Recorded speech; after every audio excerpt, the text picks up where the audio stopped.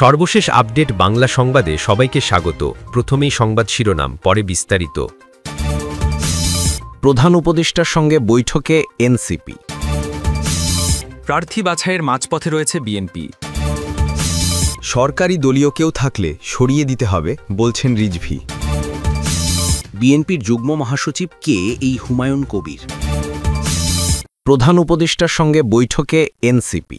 রাজনৈতিক সংলাপের অংশ হিসেবে প্রধান উপদেষ্টা ডাক্তার মোহাম্মদ ইউনূসের সঙ্গে বৈঠক করতে দলটির আহ্বায়ক নাহিদ ইসলামের নেতৃত্বে রাষ্ট্রীয় অতিথি ভবন যমুনায় পৌঁছেছেন জাতীয় নাগরিক পার্টির এনসিপির প্রতিনিধি দল। আজ বুধবার বিকাল ৫:১৫টায় প্রধান উপদেষ্টার সঙ্গে তাদের বৈঠক শুরু হয়। এর আগে এনসিপির যুগ্ম সদস্য সচিব মুশফিকুস সালেহীন বলেন, প্রধান উপদেষ্টা প্রফেসর ডাক্তার মোহাম্মদ ইউনূসের সঙ্গে সাক্ষাৎ করতে জাতীয় নাগরিক পার্টির আহ্বায়ক নাহিদ ইসলামের নেতৃত্বে একটি প্রতিনিধি দল রাষ্ট্রীয় অতিথি ভবন যমুনায় যাবেন। এদিকে বুধবার সন্ধ্যা ৬টায় অন্তর্বর্তী সরকারের প্রধান উপদেষ্টা অধ্যাপক ডাক্তার মোহাম্মদ ইউনূসের সঙ্গে বৈঠক করবে বাংলাদেশ জামায়াতে ইসলামী। এ তথ্য নিশ্চিত করেছেন দলটির সহকারী সেক্রেটারি জেনারেল এবং কেন্দ্রীয় মিডিয়া ও প্রচার বিভাগের প্রধান এহসানুল মাহবুব জুবায়ের। তিনি বলেন, বুধবার সন্ধ্যা ৬টায় প্রধান উপদেষ্টার সঙ্গে সাক্ষাৎ করতে বাংলাদেশ জামায়াতে ইসলামীর নায়েবে আমির সাবেক এমপি ডাক্তার সৈয়দ আবদুল্লাহ মোহাম্মদ তাহেরের নেতৃত্বে ৫ সদস্যের একটি প্রতিনিধি দল রাষ্ট্রীয় অতিথি ভবন যমুনায় যাবেন। এর আগে মঙ্গলবার বিকালে বিএনপি মহাসচিব মির্জা ফখরুল ইসলাম আলমগীরের নেতৃত্বে একটি প্রতিনিধি দল অন্তর্বর্তী সরকারের প্রধান উপদেষ্টা ডাক্তার মোহাম্মদ ইউনূসের সঙ্গে সাক্ষাৎ করেন। প্রার্থী বাছাইয়ের মাঝপথে রয়েছে বিএনপি। আসন্ন ত্রয়োদশ জাতীয় সংসদ নির্বাচন ঘিরে ব্যাপক প্রস্তুতি নিচ্ছে দেশের অন্যতম বৃহৎ রাজনৈতিক দল বিএনপি। বিশেষ করে ধাপে ধাপে সংসদ সদস্য প্রার্থী বাছাই করছে দলটির হাইকমান্ড। কেননা প্রার্থী বাছাই প্রক্রিয়াকে সুদূরপ্রসারী ও বহুস্তরের কাঠামোর মধ্যে দিয়ে এগোচ্ছে দলটি।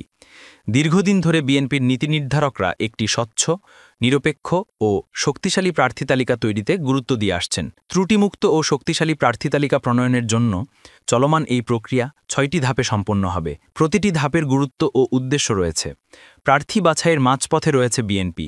বর্তমানে দলটি প্রার্থী বাছাইয়ের ৩য় ধাপ পুরোদমে চলছে। এই ধাপে সম্ভাব্য প্রার্থীদের পাসপোর্ট সাইজের ছবি ও জাতীয় পরিচয়পত্র সহ বিস্তারিত তথ্য নেওয়া হচ্ছে বলে জানা গেছে। গত মঙ্গলবার ছবি ও আইডি কার্ড জমা দেওয়ার নির্ধারিত সময় থাকলেও নানা কারণে সেটি সম্ভব হয়নি। ২-১ দিনের মধ্যেই এই প্রক্রিয়া সম্পন্ন হবে বলে জানা গেছে। এই তথ্যাবলী চূড়ান্ত বাছাইয়ের জন্য কেন্দ্রীয়ভাবে সংরক্ষণ করা হচ্ছে, যা তাদের পরিচয় ও বিশ্বাসযোগ্যতা যাচাইয়ে সহায়ক হবে বলে সংশ্লিষ্টরা জানান। বিএনপির গুলশান কার্যালয় বিভাগীয় সাংগঠনিক সম্পাদক সহ সংশ্লিষ্ট সূত্র জানায়, এরই মধ্যে প্রথম ধাপে নিজস্ব সূত্র দিয়ে জরিপ করিয়েছেন বিএনপির ভারপ্রাপ্ত চেয়ারম্যান তারেক রহমান। দ্বিতীয় ধাপে দলের মহাসচিব সহ স্থায়ী কমিটির নেতাদের দায়িত্ব দেওয়া হয় সম্ভাব্য প্রার্থীদের ডেকে কথা বলার জন্য। তারা এরই মধ্যে সম্ভাব্য প্রার্থীদের সঙ্গে কথা বলেছেন এবং ভারপ্রাপ্ত চেয়ারম্যানের পক্ষে গুরুত্বপূর্ণ বার্তা পৌঁছে দিয়েছেন। বিএনপি প্রার্থী বাছাইয়ের ৪র্থ ধাপ তথা দলীয় মনোনয়ন ফরম বিক্রি শুরু হবে নির্বাচনের তফসিল ঘোষণার পর। এরপর প্রার্থীদের জমা দেওয়া আবেদন যাচাই শেষে বিএনপির নির্বাচনী মনোনয়ন বোর্ডে নেওয়া হবে সাক্ষাৎকার। তারপর ষষ্ঠ বা শেষ ধাপে চূড়ান্ত প্রার্থী ঘোষণা করে তাদের প্রত্যয়নপত্র বা চিঠি দেওয়া হবে। এবারের নির্বাচনে বিশেষত তরুণ এবং তৃণমূলে জনসম্পৃক্ততা, সাংগঠনিকভাবে দক্ষ এবং জনগণের কাছে প্রার্থীর গ্রহণযোগ্যতাকে সর্বোচ্চ গুরুত্ব দেওয়া হচ্ছে। এদিকে বিএনপির কয়েকজন শীর্ষ নেতা আলাপকালে কালবেলাকে জানান, নির্বাচনের তফসিলের আগেই বিএনপি দলীয় প্রার্থীদের সবুজ সংকেত দিলে অভ্যন্তরীণ কোন্দল আরও সক্রিয় হবে এবং কিছু সংকট দেখা দেবে। তাছাড়া যে আসনে একাধিক মনোনয়ন প্রত্যাশী রয়েছেন সেখানে প্রার্থীকে এখনই নির্দিষ্ট করা হলে মনোনয়ন ফরম বিক্রি কমবে, যা দলের আয়ের ক্ষেত্রে প্রভাব ফেলবে। তারা বলেন, বিএনপি হচ্ছে সত্যিকারের একটি জনপ্রতিনিধিত্বকারী রাজনৈতিক দল। জনগণ তথা জনসমর্থনই এই দলের মূল ভিত্তি। নির্বাচনের সময় দলীয় মনোনয়ন ফরম বিক্রির ঘোষণা দিলে দলের নেতাকর্মীদের মধ্যে উৎসাহ উদ্দীপনা তৈরি হয়। মনোনয়ন প্রত্যাশীরা নিজ নিজ অনুসারীদের নিয়ে দল বেঁধে দলীয় মনোনয়ন ফরম কিনতে আসেন। একই আসনে ৩ থেকে ৭-৮ জনেরও বেশি ব্যক্তি মনোনয়ন ফরম কেনেন। এতে দলের একটি বিরাট অঙ্কের আয় হয়। সুতরাং নির্বাচনের তফসিলের আগেই প্রার্থীকে সবুজ সংকেত দিলে কিছু সমস্যা তৈরি হতে পারে। এ বিষয়ে বিএনপির স্থায়ী কমিটির সদস্য ও সাবেক মন্ত্রী ড আব্দুল মঈন খান গতকাল বুধবার কালবেলাকে বলেন, ত্রয়োদশ সংসদ নির্বাচন সামনে রেখে আমরা চেষ্টা করছি অক্টোবরের মধ্যেই একটি প্রাথমিক তালিকা তৈরি করার। তবে বিষয়টি সরাসরি বিএনপির ভারপ্রাপ্ত চেয়ারম্যান তারেক রহমান তদারকি করছেন। তিনি বলেন, এরই মধ্যে সম্ভাব্য প্রার্থীদের সঙ্গে দায়িত্বপ্রাপ্ত নেতারা সরাসরি কথা বলেছেন। এটি একটি গণতান্ত্রিক প্রক্রিয়া, যেখানে সবাইকে দলের সিদ্ধান্ত মেনে চলার জন্য প্রস্তুত করা হচ্ছে। নির্বাচনের তফসিলের আগেই প্রার্থী চূড়ান্ত করলে দলীয় মনোনয়ন ফরম বিক্রিতে কি কোনো প্রভাব কিনা, এমন প্রশ্নের জবাবে ড মঈন খান বলেন, আমরা তো কাউকে চূড়ান্ত মনোনয়ন দিচ্ছি না, সুতরাং সেজন্য আরও অপেক্ষা করতে হবে। অক্টোবর মাস তো এখনও শেষ হয়নি। বিএনপির কুমিল্লা বিভাগের সাংগঠনিক সম্পাদক অধ্যক্ষ সেলিম ভুইয়া গতকাল বুধবার কালবেলাকে বলেন, তার বিভাগের ২২টি সংসদীয় আসনের মনোনয়ন প্রত্যাশী প্রায় সবার কাছ থেকে তাদের জাতীয় পরিচয়পত্র ও একটি করে পাসপোর্ট সাইজের ছবি নেওয়া হয়েছে। সেগুলো দলীয় কার্যালয়ে জমা হয়েছে। এক প্রশ্নের জবাবে তিনি বলেন, এমন কিছু আসন আছে যেখানে সম্ভাব্য প্রার্থীর সংখ্যা অনেক। জানা যায়, ত্রয়োদশ জাতীয় সংসদ নির্বাচন ঘনিয়ে আসতেই এরই মধ্যে কোমর বেঁধে মাঠে নেমেছেন বিএনপির সম্ভাব্য প্রার্থীরা। এরই মধ্যে অনেক প্রার্থী, অর্থাৎ ২০০ আসন, দলের ভারপ্রাপ্ত চেয়ারম্যান তারেক রহমানের সরাসরি ফোন কল পেয়ে নির্বাচনী প্রস্তুতি ও মাঠ পর্যায়ে সাংগঠনিক কার্যক্রম শুরু করেছেন। বিষয়টিকে মনোনয়নের সবুজ সংকেত হিসেবেই দেখছেন তারা। যারা ফোন পেয়েছেন তাদের ঐক্যবদ্ধ হয়ে মাঠে কাজ করার নির্দেশ দিয়েছেন ভারপ্রাপ্ত চেয়ারম্যান। তবে সংশ্লিষ্ট দায়িত্বপ্রাপ্ত নেতারা এই প্রক্রিয়াকে চূড়ান্ত মনোনয়ন হিসেবে দেখছেন না, বরং প্রার্থী বাছাই প্রক্রিয়াকে নির্বাচনপূর্ণ প্রাক রাজনৈতিক প্রক্রিয়া হিসেবেই দেখা হচ্ছে। অতীতের মতো সুযোগ মনোনয়ন প্রত্যাশীদের সাক্ষাৎকার নয়, এবার একটি পদ্ধতিগত প্রক্রিয়ার মধ্য দিয়ে যোগ্যতম নেতাকে খুঁজে বের করার চেষ্টা করছে বিএনপি। প্রাপ্ত তথ্য অনুযায়ী নির্বাচনে প্রার্থী বাছাইয়ের ক্ষেত্রে ২ ধাপ শেষ করেছে বিএনপি। প্রথম ধাপে গত কয়েক মাসে নিজস্ব বিশ্বস্ত সূত্রে সারা দেশে নির্বাচনী আসনে জরিপ করিয়েছেন বিএনপির ভারপ্রাপ্ত চেয়ারম্যান তারেক রহমান। দ্বিতীয় ধাপে দলের মহাসচিব সহ স্থায়ী কমিটির সদস্যদের সম্ভাব্য প্রার্থীদের সঙ্গে গুলশান কার্যালয়ে ডেকে কথা বলার দায়িত্ব দেন, যা এরই মধ্যে শেষ হয়েছে। মূলত অভ্যন্তরীণ দ্বন্দ্ব নিরসন এবং সম্ভাব্য প্রার্থীদের একটি সংক্ষিপ্ত তালিকা তৈরির উপর গুরুত্ব দিচ্ছে বিএনপি। যেসব আসনে একাধিক শক্তিশালী প্রার্থী রয়েছেন বা অভ্যন্তরীণ কোন্দল বিদ্যমান, সেসব আসনে দলের স্থায়ী কমিটির সদস্য ও সিনিয়র নেতারা বিভাগীয় ও আঞ্চলিক দায়িত্বপ্রাপ্ত হয়ে কাজ করছেন। দলীয় সূত্র বলছে, বরিশাল, কুমিল্লা, রাজশাহী, রংপুর অঞ্চলের কিছু গুরুত্বপূর্ণ আসনে অভ্যন্তরীণ বিরোধ ও একাধিক প্রার্থী রয়েছেন। এমন আসনের সম্ভাব্য প্রার্থীদের সঙ্গে সরাসরি কথা বলছেন দায়িত্বপ্রাপ্ত নেতারা। মনোনয়নের ক্ষেত্রে দলীয় সিদ্ধান্ত মেনে চলার বিষয়ে প্রার্থীদের কাছ থেকে অঙ্গীকার নেওয়া হয়েছে। বিএনপির রাজশাহী বিভাগের সাংগঠনিক সম্পাদক শাহিন শওকত বুধবার কালবেলাকে বলেন, তার বিভাগের সংসদীয় আসনের মনোনয়ন প্রত্যাশীদের কাছ থেকে তাদের একটি করে পাসপোর্ট সাইজের ছবি ও জাতীয় পরিচয়পত্রের কপি জমা নেওয়া হচ্ছে।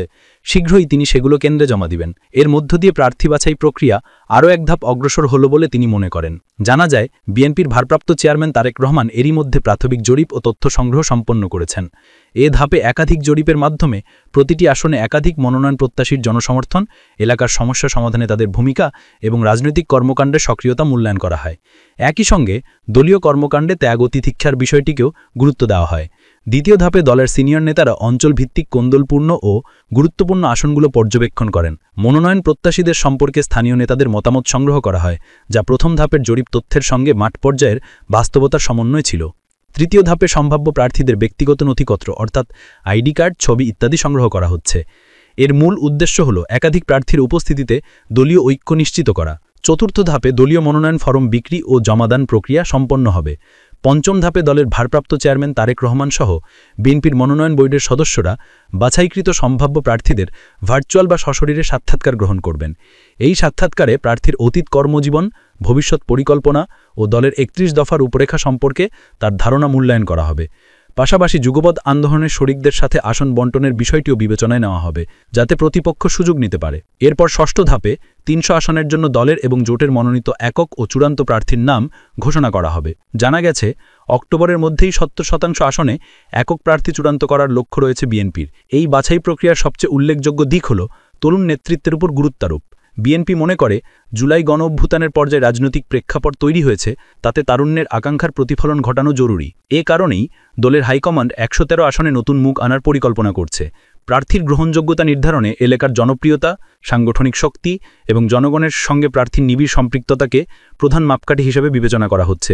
বিএনপির ভারপ্রাপ্ত চেয়ারম্যান তারেক রহমানের পররাষ্ট্র বিষয়ক উপদেষ্টা কমিটির সদস্য বদরুল আলম চৌধুরী শিপলু কালবেলাকে বলেন, ত্রয়োদশ সংসদ নির্বাচনে প্রার্থী বাছাই বিএনপি এবার অভিজ্ঞ ও নবীনের একটি ভারসাম্যমূলক সমন্বয়ের চেষ্টা করছে।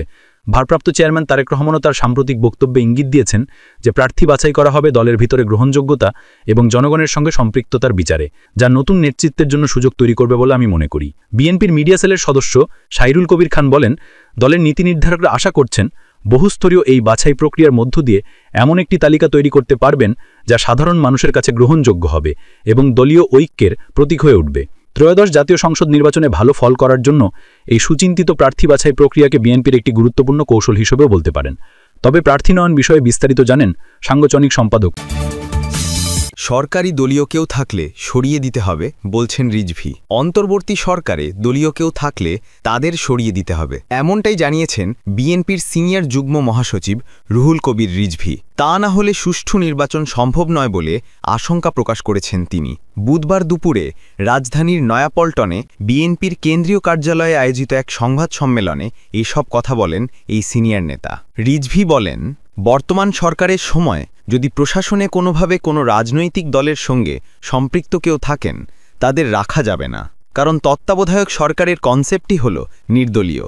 নির্দলীয় হলে সেখানে রাজনৈতিক দলের উপদেষ্টা বা দলীয় পরিচয়ের লোকদের থাকার কোনো কারণ নেই। তিনি বলেন, গত 15 বছরে নানা ধরনের অপকর্মে যারা জড়িত এবং যারা ফ্যাসিস্টদের রক্ষা করতে গিয়ে বেআইনি কাজ করেছেন তাদের প্রশাসনে রেখে অবাধ ও সুষ্ঠু নির্বাচন সম্ভব নয়। তারা গোপনে থাকেননি, অনেকে প্রকাশ্যেই সহযোগিতা করেছেন।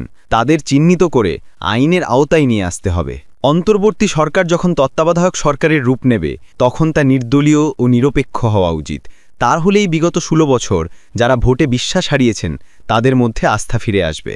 আন্তর্জাতিক অপরাধ ট্রাইব্যুনালের 2টি মামলায় সাবেক ও বর্তমান 15 সেনা কর্মীকে গ্রেপ্তার দেখিয়ে কারাগারে পাঠানোর আদেশ প্রসঙ্গে এক প্রশ্নের জবাবে রিজভী বলেন, এসব বিষয় আইনি প্রক্রিয়ার আওতায়।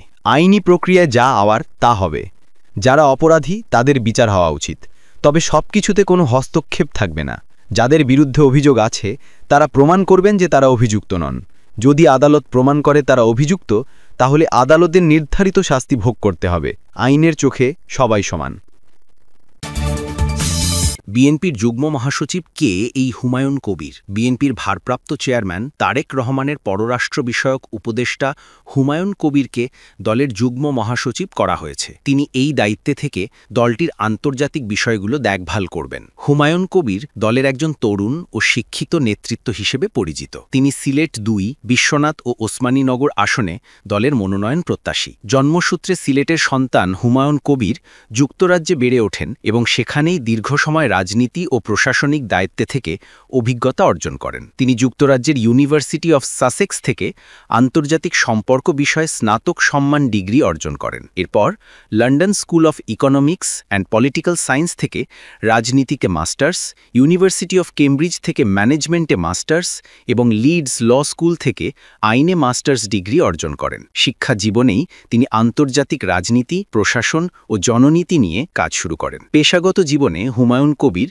যুক্তরাজ্যের লন্ডন মেয়রের দপ্তরে কৌশল সহকারী হিসেবে কাজ করেছেন এবং পরবর্তীতে লিউশ্যাম এক্সিকিউটিভ মেয়রের কার্যালয়ে ক্যাবিনেট উপদেষ্টা হিসেবে দায়িত্ব পালন করেছেন। তিনি ব্রিটিশ সরকারের উচ্চ পর্যায়ে গুরুত্বপূর্ণ দায়িত্বও পালন করেন। প্রথমে বরিস জনসনের নেতৃত্বে প্রধানমন্ত্রীর কার্যালয়ের মন্ত্রী পরিষদ বিভাগের একটি টিমে এবং পরবর্তীতে প্রধানমন্ত্রী ঋষি সোনাকের অধীনে ন্যায় মন্ত্রণালয়ে একাধিক ক্যাবিনেট মন্ত্রী ও বিশেষ উপদেষ্টার সঙ্গে প্রাইভেট সেক্রেটারি হিসেবে দায়িত্ব পালন করেন। রাজনৈতিক জীবনে হুমায়ুন কবির বিএনপির আন্তর্জাতিক বিষয়ক কর্মকৌশল ও কূটনৈতিক নীতি নির্ধারণে গুরুত্বপূর্ণ ভূমিকা রাখছেন। তিনি বিএনপি চেয়ারপারসনের উপদেষ্টা কাউন্সিলের সদস্য এবং বিএনপির জাতীয় নির্বাহী কমিটির আন্তর্জাতিক বিষয়ক সম্পাদক ছিলেন। তারেক রহমানের ঘনিষ্ঠ সহচর হিসেবে তিনি লন্ডন ও ইউরোপে বিএনপির আন্তর্জাতিক যোগাযোগ জোরদারে সক্রিয় ভূমিকা রাখেন এবং বিভিন্ন আন্তর্জাতিক ফোরামে বাংলাদেশের রাজনীতি